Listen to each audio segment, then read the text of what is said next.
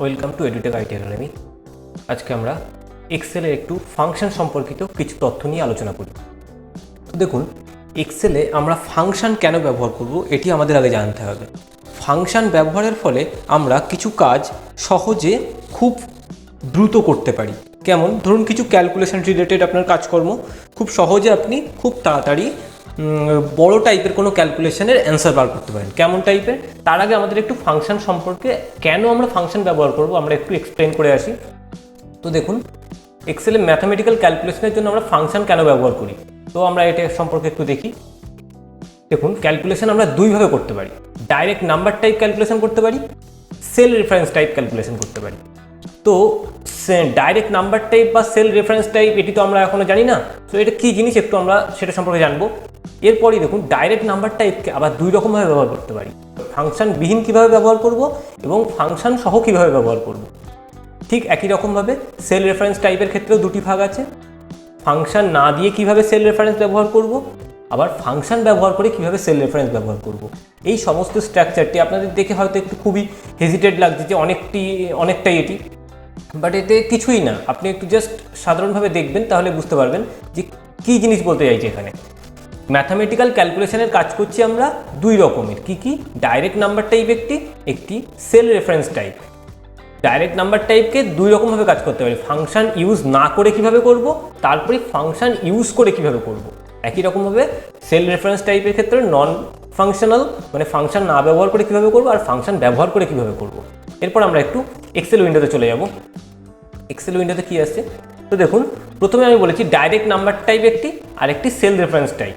So আমি যদি direct number type বলি তাহলে কেমন ধরনের, ধরুন আমি যে কোনো একটা এক্সেলের ম্যাথামেটিক্যাল ফাংশন নিয়ে কাজ করি বা ম্যাথামেটিক্যাল ক্যালকুলেশন নিয়ে কাজ করি, ধরুন আমি অ্যাডিশন করবো বা যোগ করবো, সেহেতু কী করতে পারি, যে কোনো একটি সেলের উপর আপনি এক্সেল যদি আপনি ওপেন করে রাখেন, তাহলে উইন্ডোজ 2003 বা 7 বা আপার যে কোনো ভার্সন আপনি ওপেন করে যে কোনো একটি সেলের উপরে ক্লিক করবেন, ইকুয়ালস টু লিখবেন, ফার্স্ট ব্রেস ওপেন করবেন। যে কোনো ফাংশনের কাজ করার আগে আপনাকে অবশ্যই ইকুয়ালস টু দিতে হবে। আমার প্রিভিয়াস টিউটোরিয়াল আপনি দেখলে চেক করতে পারবেন। এক্সেলে যে কোনো ফাংশনের কাজের ক্ষেত্রে আপনাকে আগে ইকুয়ালস টু দিতে হবে, নাহলে ফাংশন রান করবে না। সো দেখুন, আমি এখানে কিন্তু কোনো ফাংশনের নাম দিচ্ছি না, জাস্ট আমি কি দিলাম, ইকুয়ালস টু দিয়ে ফার্স্ট ব্রেস ওপেন করলাম। ধরুন 10 plus 20 plus 30 plus 40, just as usually আমি 4টি নাম্বারের যোগফল করতে চাইছি। সো ফার্স্ট ব্রেস ক্লোজ করে দিলাম, এন্টার। কত দিচ্ছে, 100 দিচ্ছে। তাহলে এটি কি গেল, তাহলে এটি দেখুন এক্সেল ম্যাথামেটিক্যাল ক্যালকুলেশন থেকে ডাইরেক্ট নাম্বার টাইপের ক্যালকুলেশনটা আমরা করলাম। সেল রেফারেন্স টাইপ এটি কি জিনিস, তাহলে এটির সম্পর্কে জানবো। তাহলে ডাইরেক্ট নাম্বার টাইপ মানে বলছে যে ডাইরেক্টলি আমি একটি নাম্বার ইনপুট করে কিভাবে অ্যান্সারটা পাচ্ছি। এর পাশেই আমি এখানে করি ধরুন সেল রেফারেন্স টাইপ। ধরুন আমি বলে এসেছি এখানে 10 লেখা আছে। অ্যাজ ইউজুয়ালি আপনি যে কোনো জায়গায় অ্যান্সার ইনপুট রাখতে পারেন ভ্যালুগুলি, 30 40 সাপোজ এইটি। এর অ্যান্সারটি চাইছেন, অর্থাৎ এই 4টি সেলের অ্যাডিশন অ্যান্সার চাইছেন আপনি এখানে। ধরুন ইকুয়ালস টু দেবেন, ফার্স্ট ব্রেস ওপেন। এবার কি করবেন, আপনি এই সেল অ্যাড্রেসগুলিকে ট্র্যাক করবেন। সো সেল অ্যাড্রেস কীভাবে তৈরি হয় আপনারা নিশ্চয়ই জানেন, কলম নাম্বার, রো নাম্বার।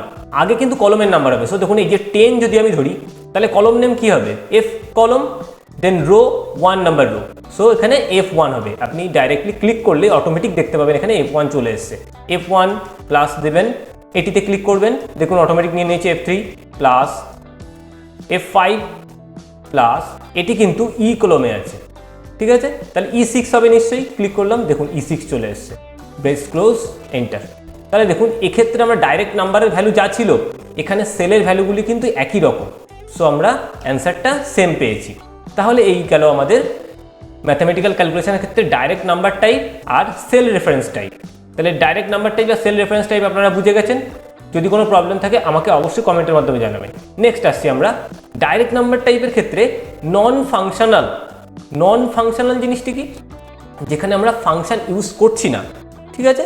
তাহলে ফাংশন বিহীন আমরা কীভাবে ডাইরেক্ট নাম্বার টাইপ অ্যাডিশন করতে পারছি। তো দেখুন, ফাংশন বিহীন যদি আমি বলি, তাহলে এক্সেলের ক্ষেত্রে আমি দেখুন এই যে কাজটি করেছি বা ধরুন এই যে কাজটি করেছি, এখানে দেখুন কোনোটিতেই কিন্তু আমি কোনো ফাংশনের নাম দেইনি। আপনাদের কোনো ফাংশন অ্যাডিশনের মানে যোগের ক্ষেত্রে কোনো ফাংশনের নাম জানতে হচ্ছে না। কেন? কারণ আপনি জাস্ট যোগ সিম্বল দিচ্ছেন, অ্যাডিশনের জন্য অ্যাডিশন বা প্লাস সিম্বল দিচ্ছেন, তাতেই আপনি যোগফল বার করতে পারছেন। মাইনাস সিম্বল দিলে মাইনাস তো অটোমেটিক্যালি পেয়েই যাচ্ছেন। সো এবার আমরা জানবো কি, এবার আমরা জানবো তাহলে দুটিতেই দেখুন নন ফাংশনাল আমরা জেনে গেছি, ফাংশন ইউজ না করে কীভাবে কাজ করছি। ফাংশন দিয়ে কীভাবে কাজ করব, আমাদের কিন্তু মেন জানতে হবে ফাংশনের কাজটি। তাহলে ফাংশনের কাজ জানলে কী হবে, আমাদের বেশিরভাগ কাজ সহজ হবে। তাহলে আমি চলে যাই, আমি যেহেতু এখানে অ্যাডিশন ফাংশন নিয়ে আলোচনা করছি, তাহলে আমি অ্যাডিশন ফাংশন নিয়ে দেখি কি কাজ করতে পারি। এরপর আমি কিছু ভ্যালু লিখি, 10, 60, 6, 30, 20 ভ্যালুগুলি লেখা আছে যথাযথ। আমি এগুলি অ্যাডিশন চাইছি এখানে। কিভাবে করব? ইকুয়ালস টু, অ্যাডিশন করার জন্য আপনাকে মাথায় রাখতে হবে sum function. Sum equals to sum first brace open. ওই ক্ষেত্রে কিন্তু আমাদের কোনো ফাংশন লেখার প্রয়োজন হয়নি, কিন্তু এখানে আমাদের ফাংশন লেখার প্রয়োজন হচ্ছে। কি ফাংশন? অ্যাডিশনের জন্য সাম ফাংশন লিখতে হচ্ছে। তাহলে সাম লিখে ফার্স্ট ব্রেস ওপেন করলাম। এরপরই আমাদের ভ্যালুগুলি বসাতে হবে। Value address, value sell address. কোন সেলকে আমি ট্র্যাক করতে চাইছি? ধরুন এখানে এই সেলটা কি নেব, তাহলে কি নেব, এখানে A1 ফার্স্ট, এখানে A1 সেল নেব। ক্লিক করলাম। এখানে কিন্তু আমরা প্লাস বসাবো না, ভুল করেও যেন প্লাস বসাবেন না। এখানে যখনই আপনি ফাংশন ইউজ করবেন তখনই আপনাকে এখানে কমা ইউজ করতে হবে। যেহেতু ফাংশন আছে, আপনি অবশ্যই নিচের সাজেশন দেখতে পাচ্ছেন। সাম লিখে নাম্বার 1 দিন, কমা নাম্বার 2। আপনি যে কোনো নাম্বার ইউজ করতে পারেন এখানে, বা আপনি ডাইরেক্ট সেল অ্যাড্রেস ইউজ করতে পারেন। তো দেখুন নাম্বার ইউজ করলে কী হবে, নাম্বার ইউজ করলে ডাইরেক্টলি আপনি এখানে নাম্বার ইউজ করতে পারবেন। 10, 20 এমন ইউজ করতে পারেন। দেখুন নিচে এগুলি অ্যাক্টিভ হয়ে যাচ্ছে। যখনই নাম্বার 1-এ ছিলাম, নাম্বার 1 অ্যাক্টিভ ছিল, নাম্বার 2-তে এখন আছি, নাম্বার 2 অ্যাক্টিভ আছে। আবার যখনই আমি এখান থেকে কমা দেবো, দেখুন সাথে সাথে এখানে নাম্বার 3 অ্যাক্টিভ হয়ে গেছে। তার মানে নাম্বার 3 চাইছে আমার কাছে, তাই তো? তাহলে দেখুন সাম 10, 20, 30, 40, ব্রেস ক্লোজ, এন্টার। যদি আমি এটি করি তাহলে কি হচ্ছে, দেখুন একই কিন্তু অ্যান্সার পাচ্ছি। সাম ইউজ না করেও যে অ্যান্সার পেয়েছিলাম, সাম ইউজ করেও সেই একই কাজ পাচ্ছি। কিন্তু তবুও আমাদের সাম এর ব্যবহার জানতে হবে। আমি এর পরেই বলছি কেন সামের ব্যবহার জানতে হবে। সো যাই হোক, আমরা এটা লিখলাম, লেখার পরই এন্টার দিলাম, অ্যান্সার পেলাম 100। এবার ধরুন আপনি এই যে ভ্যালুগুলি আছে, সেল অ্যাড্রেসগুলি, এগুলি তো অটোমেটিক্যালি চেঞ্জ হতে পারে, তাই না? তাহলে এগুলি যখন অটোমেটিক্যালি চেঞ্জ হবে, তাহলে যেন অ্যাডিশন ভ্যালুটি অটোমেটিক চেঞ্জ হয়ে যায়। তার জন্যই আমরা ফাংশন ব্যবহার করব। কি লিখবো তাহলে? আমরা একবার সাম মানে ফাংশন ইউজ করে সেল অ্যাড্রেস সহ, তার মানে আমি এখান থেকে বলতে চাইছি ফাংশন ইউজ হবে এবং সেল রেফারেন্স ইউজ হবে। এই দুটি এইটি এবং এইটি নিয়ে কাজ করছি আমরা, ঠিক আছে? আমাদের এইগুলি কিন্তু করা হয়ে গেছে কাজ। ডাইরেক্ট নাম্বার দিয়ে নন ফাংশনাল দিয়ে কী হবে, ডাইরেক্ট নাম্বার দিয়ে ফাংশন দিয়ে কী হবে, ঠিক আছে?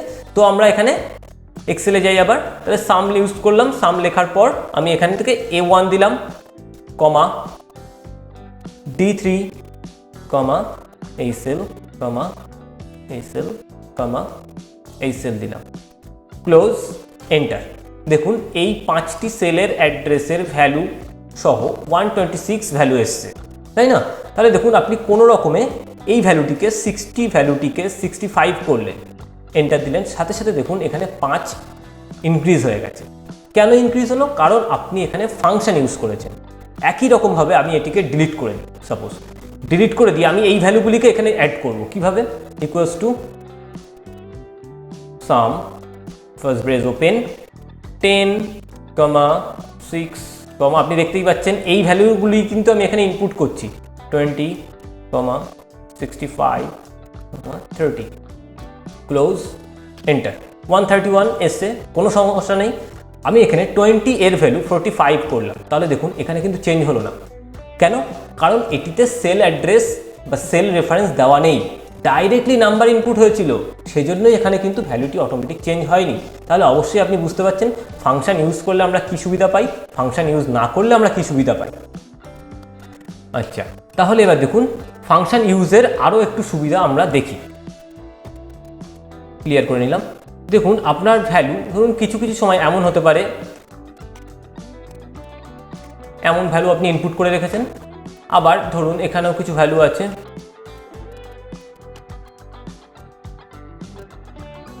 এমন কিছু ভ্যালু আপনার আছে, তাই না? তো আপনি চাইছেন এইগুলি সব এবং এইগুলি অ্যাডিশন করতে চাইছেন।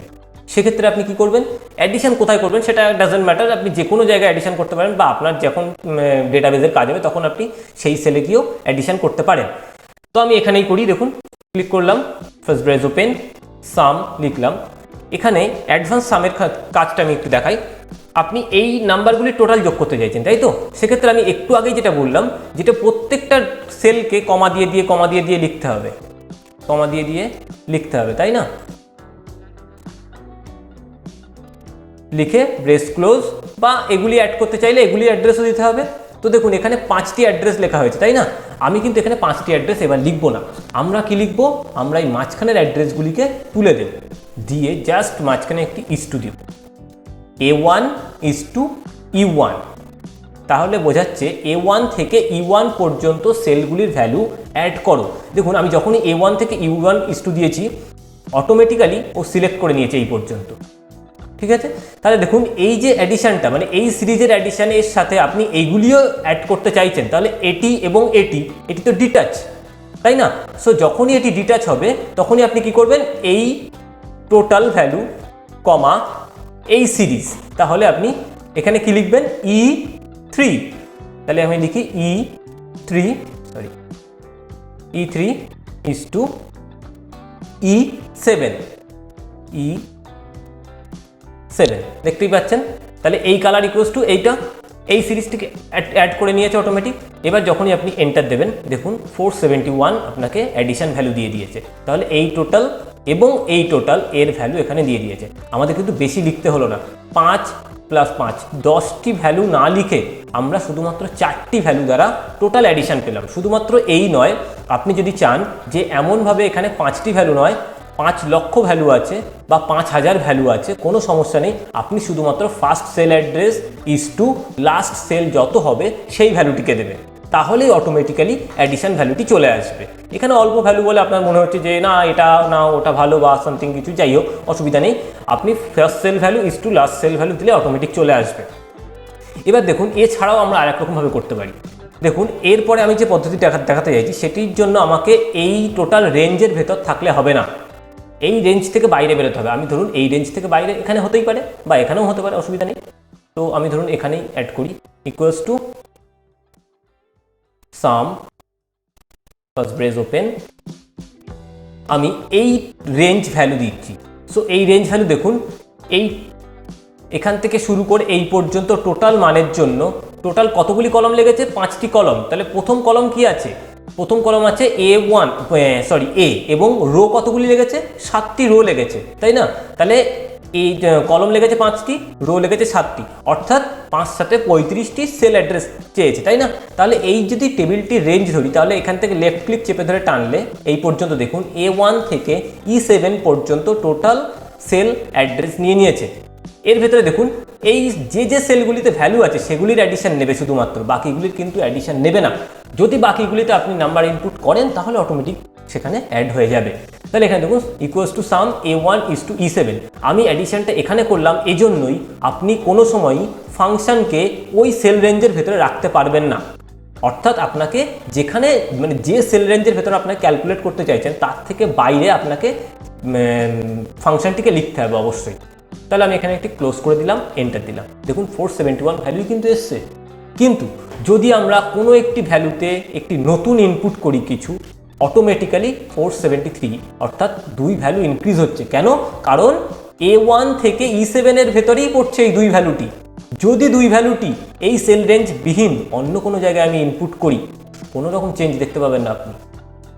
তাহলে বুঝতে পেরেছেন? তাহলে ফাংশন ইউজ করে আমরা কোনো অ্যাডিশনের কাজ বা আপনি পরবর্তীতে আমি অনেক ভিডিও দেখাবো, সেগুলোতেও ভালোভাবে বুঝতে পারবেন যে ফাংশন ইউজ করে আমরা কীভাবে ফেসিলিটি পেতে পারি, ফাংশনের ফেসিলিটিতে কী ধরনের হতে পারে। তাহলে আমি একটু ডিসপ্লেতে চলে যাই। এখান থেকে দেখুন আপনাকে কি দেখিয়েছিলাম প্রথমে, ডাইরেক্ট নাম্বার টাইপ কীভাবে করব, সেল রেফারেন্স দিয়ে কীভাবে করব, ডাইরেক্ট নাম্বার টাইপের ক্ষেত্রে ফাংশন ইউজ না করে কিভাবে কাজ করব, আবার ডাইরেক্ট নাম্বার টাইপের ক্ষেত্রে ফাংশন দিয়ে কীভাবে করব, সেল রেফারেন্সের ক্ষেত্রে নন ফাংশনাল মানে ফাংশন না দিয়ে কীভাবে করব, আবার সেল রেফারেন্সের ক্ষেত্রে ফাংশন দিয়ে কী। আশা করছি এগুলো আপনারা টোটালটাই ভালোভাবে বুঝতে পেরেছেন। এছাড়াও যদি কোনো রকম প্রবলেম থাকে তাহলে অবশ্যই আপনারা আমাকে কমেন্টের মাধ্যমে জানাবেন। ভিডিওটি ভালো লাগলে অবশ্যই লাইক, কমেন্ট এবং শেয়ার করবেন। আর যারা এখনও আমার ভিডিওটিকে বা লাইক করেনি তারা অবশ্যই ভিডিওটি পুরোটা দেখবেন, ভালোভাবে দেখবেন। না বুঝতে পারলে অবশ্যই আমাকে কমেন্ট করবেন। যারা চ্যানেলটিকে এখনও সাবস্ক্রাইব করেনি তারা অবশ্যই সাবস্ক্রাইব করে নিন তাড়াতাড়ি, এবং সাবস্ক্রাইব করার সাথে সাথে বেল আইকনে ক্লিক করবেন আমার পরবর্তী ভিডিও আপডেটের জন্য। Okay, thank you, see you on the next tutorial.